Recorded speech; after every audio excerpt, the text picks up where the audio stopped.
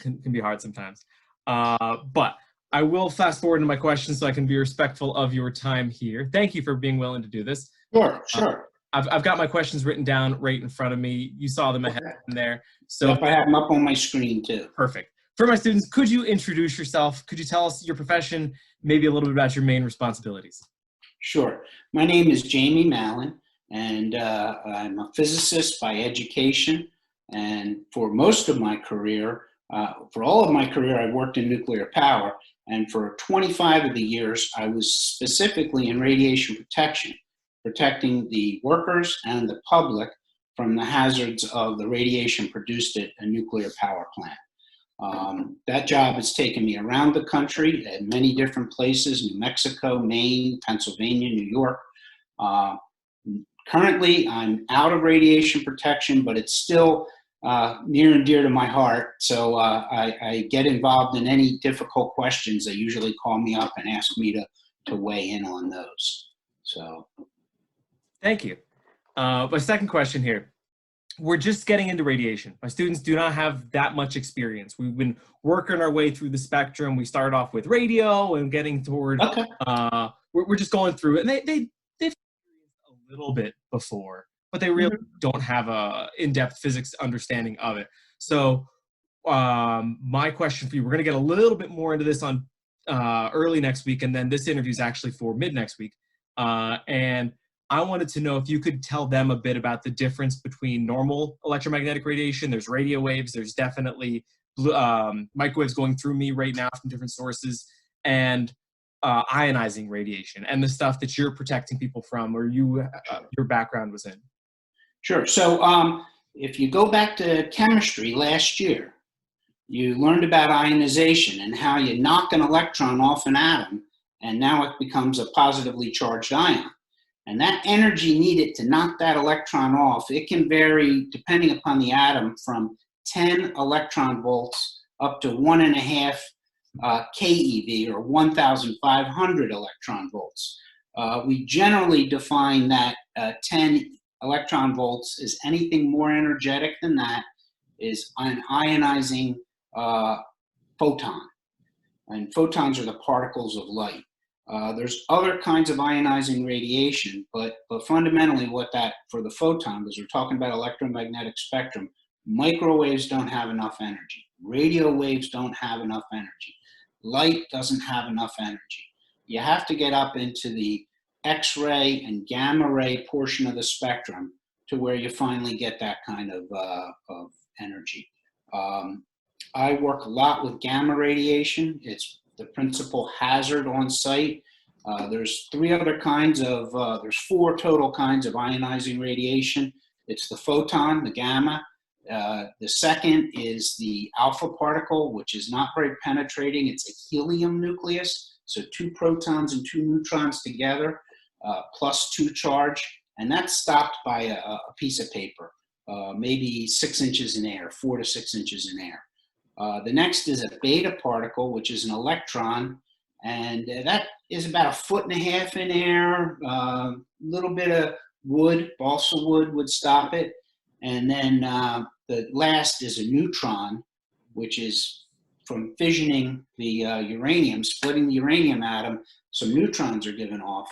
And generally our people don't go in areas where there's neutron radiation, but we probably have maybe 10 exposures a year, all under the federal guidelines, but we do monitor for neutrons as well. Very cool. Thank you. Yeah. And I heard it was fascinating, especially since I don't remember when I was there at your plant last year with environmental science trip. I forget if it was right before or after I went to Japan, but it was interesting hearing your take on this, because you did in 2011 with this chain of events with the earthquake, the tsunami, and then the Fukushima reactor trailer. They called you there shortly after the crisis, and your expertise was called upon to help them figure out what was going on there. The Fukushima plant was not quite adequately equipped, appropriately equipped to handle what was going on. Can you speak just a little bit to, I know you could spend an hour, spend a month there. A lot of time. A month of your life was helping them out and dealing with the cultural differences and helping manage that. I don't want to quite say disaster, but manage that failure. It was a disaster. Yeah. But so fundamentally, the reactor design for Fukushima was taken from a US design that was built in the Midwest. And the principal hazard in the Midwest portion of the US is tornadoes. So important safety systems are in the basement. When they built the Fukushima plant, they did not adequately assess the tsunami hazard. It was designed for the 1960 Chilean earthquake, all the way over in Chile, across the entire Pacific Ocean, 12,000 miles, and it produced a 10-foot wave. They did not consider an earthquake immediately off the coast. As a result, after the earthquake, the plant was fine. For 45 minutes, everything was under control. The safety systems were all working. And then a 39-foot wall of water came. So 29 feet higher than what they were designed for. It flooded out all the basement safety systems. They lost all electric power. And after a reactor shuts down, it's still hot. It's radioactive, which it produces heat. And immediately it's at 6% of its full power level. And within 45 minutes, it's about down to 1%. But that's still a lot of heat you have to remove. And you need cooling pumps to do that. And you need electric power to run the pumps. And they didn't have electric power, and they melted the fuel. Mm-hmm. And I'm just going off my memory here. I should have maybe researched this a tiny bit beforehand. But if I recall, that plant, the Fukushima one, wasn't it something like 2 weeks away from being cycled out? Like it was almost at the end of its term and ready for just a general check to make sure things are up to code? Sure. So there were actually, at Fukushima Daiichi, which means number one, there were 6 reactors. 4, 5, and 6 were shut down for their periodic refueling and maintenance outages. You generally run a nuclear power plant anywhere from 18 months to 2 years, and then you shut it down and replace some of the fuel. So 3 of the units were shut down. Units 1, 2, and 3 were operating, and those were the ones that were damaged.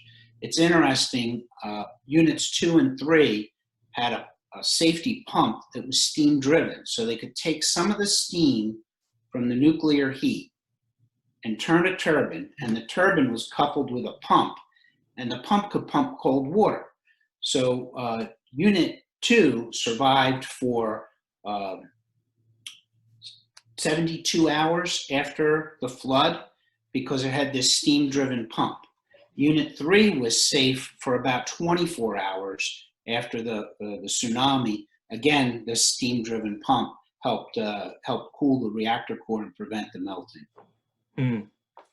It's fascinating stuff. And the level, I agree, it was a disaster that you ended up having there. Yeah. But I don't know how many of my students have seen the HBO special, The Chernobyl. It's a different scale of disaster and mismanagement in many ways, but still. So three people died at Fukushima. A crane operator who was up in a crane when the tsunami hit. They never found the crane. They never found his body. He was taken out to sea. And 2 equipment operators were in the basement of the turbine building. After the earthquake, they were doing walk downs to make sure no equipment was damaged. And they were there when the flood came and they drowned. Mm. So when you look at that versus Chernobyl with, I think it was about 50 firefighters died within 30 days. And then a number of children developed thyroid cancer. And then the evacuation, the human toll was very high. Yeah. And there was even with if I remember with the Fukushima, there was also the closest or the highest radiation dose came from a couple people that were on cleanup in a way, and they were in full protective suits, and they got out and realized there was a leak like by their leg, like that there'd been that they'd been basically wading through radioactive water, and then they got a high exposure. But they were basically then said, okay, you're flagged, you're done. It's more exposure than we were planning to let you have, but we're cutting you off right there. But yeah, they managed the doses pretty well. I did meet an operator who was overexposed. But so the doses, we need to talk a little bit about that. The international and federal limit is 5 rem, and we manage people at where I work to generally less than 100 millirem or 0.1 rem. Fukushima, there were 2 operators that got 50 to 60 rem. At 100 rem, you start to see reddening of the skin, and at 600 rem is where you get to a lethal dose. So these guys were a factor of 10, 12 less than a lethal dose. They are at slightly increased chance of cancer in their lifetimes, but generally speaking, no real problem from that much radiation. As I said, this is for a week from now, so we're filming this a little in advance. There's one lesson in between when I was going to give them this. They're going to be hearing this anyway. But I want to, often I look at showing them a whole bunch of different radiation dosages, and I've been trying to find a decent calculator that is very comprehensive. I've seen a few, and I may give them one, but none of them include bananas. I was hoping to find one. You know what? I have a Frisker in the basement. I don't know if you know what that is. It's the one you see that it always goes like click, click, click, click, click. Like a Geiger counter, or no? Yeah. Yeah. Okay, I have an old Cold War era Geiger counter. That's what I have. Yeah. But I have bananas, and I don't know if you want to, do that. We can do that. I can go get it, and it's okay. I wanted to have like something where because I'm giving them little assignments, something they could fill out online where it's like, how many bananas a day do you actually? We've done the math. It's something like if you maintained 86 bananas a day for a year, all of a sudden you're at a harmful dosage. But I was wishing I found some ones that include like, what is the material of your house, which matters, or how close are you to a coal reactor or a coal power plant or a nuclear reactor, and there's the big things. How many times do you fly a year and how far? There's stuff that makes sense, but I also wanted some of the silly stuff to include in there too, and I haven't found one that has bananas in yet. So I did see one a long time ago that you get what is it? Oh my God, the number keeps changing. It was 160. What is it? 360 millirem a year by being a human. Yeah, exactly. Most of that is radon and medical uses. Those are the 2 big buckets. But you get a millirem a year from your wife or Yep. Yep, that's the stuff that's the webcomic did a really awesome comprehensive chart, and then I think they end up using something similar to a banana as their overall ranking. But I'll get that stuff to them. I'm going to go on to my next question here. I'm not sure if I fit that stuff in. I'm hoping this is one a lot of the students know, but if there's anything I've learned in teaching, it's that as soon as I assume that everybody knows something, with 100 students, people don't know everything. So when students see those clouds over nuclear power plants, can you just give us an idea of what exactly they're seeing? And since it's steam, can you give us an impression of the quantity of water involved in the process? Yeah, that's Clean Water Act 316A became involved with thermal pollution, and we don't want to discharge high temperature water to a stream, river, and hurt the aquatic environment. So cooling towers came into being at that time. What we're doing there is clean water, radiologically clean water, is run through the condenser.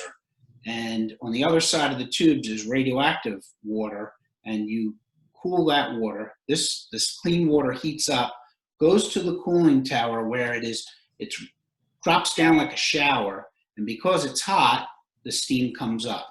It's a lot like taking a hot shower at home and what happens, to the mirrors and windows in the bathroom. It's just clean water going up. And when you guys are siphoning off part of the river? Yes. What's the number for like gallons per second or whatever that you're? I should have looked that up. You had asked that. I think it's on the order of about 150,000 gallons a minute. Wow. And we have screens to prevent fish from, getting caught in there. So we try to minimize that. Cooling towers also, because you're taking less water than a once-through system, you don't entrain little baby fish larvae or eggs in the pump where the pressures would destroy them. So it is the best, the EPA calls it best best technology available, BTA. Cool. And my final question that I want to make sure I had you here with, what's one thing or a few things that you wish more people understood about radiation and or nuclear power plants? So two things, I guess. The models for radiation are very conservative, purposely. They're based off the Hiroshima and Nagasaki bombings, and the people were exposed to very rapidly high doses of radiation. Our doses are chronic exposure, a little bit over a long period of time. The body has repair mechanisms. It repairs itself. We're very conservative in taking those doses and drawing them down and saying any radiation is a hazard. But the equivalent really is of taking this piece of paper and saying, you know, a dose that's equal to this has a certain amount of hazard, and then dividing it down and saying, if I stood on this piece of paper, is there a risk of me falling and hurting myself as opposed to standing on a 6-foot ladder? And clearly there isn't, but that's the conservative model we use. And we know it's conservative because there's people in Brazil and in India that live in areas of naturally high radiation, on the order of 1,000 to 2,000 millirem a year. And those people don't see increased cancers among their population. They're not seeing any hazard from that. Here in the US, as I said, we're at 360 millirem a year, 0.36 rem. So a third to a sixth of what they're seeing. And so the 100 millirem our workers get is trivial. But we also calculate the dose to members of the public. Very extreme models. We assume the person lives at the fence, catches fish right there at the plant, eats them, and has their dairy cow and meat cow right there. And they get about 0.1 millirem a year from all environmental pathways. So I think that the hazard of climate change and CO2 emissions is far more dangerous to human life and actually all life on Earth than nuclear power is. And to me, it just seems like if we want to look at it holistically, we need to move towards nuclear. Awesome. I agree with you. I think one of the things is just even part of the, just general education, letting people understand. People, I think, are afraid of the word nuclear, afraid of the word radiation. And there's some reasons why they are, but often it's just that they're not fully understanding the safety measures, how conservative we truly are. When we went to your plant, I liked even the little, what is it, like the visitor center, where they had a lot of just helpful, like, take it on a base level. Like in a few years, I could even take my son there. There's simple things that he could understand to help show what's going on. Very good. Was there something else you wanted with that? No, that's it. No, this was just the thickness. Perfect. I'm going to hit end recording here. Hold on just a sec. And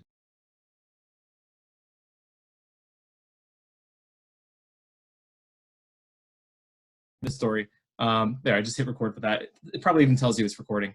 But when my wife and I went to Japan last year, this exact time last year, and you were there back in 2011, they probably didn't have this then for you, but I could be way off. For us, they had infrared cameras. Like, you go through customs and every single person, it notifies you. And this is in April of 2019, where they're using IR cameras and checking every single person's temperature as they're coming through. I don't remember that.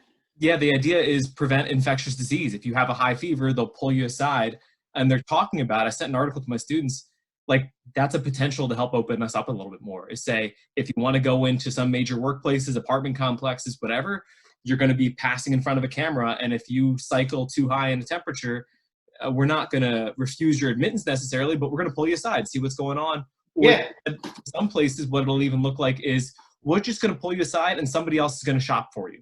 Like, if you're going to do shopping, we're not going to let you in the store. You're not like being pushed, but somebody else will shop for you. Well, I just saw a thing on CNN today that they see it continuing until we have herd immunity, which is 60 to 70% of the population.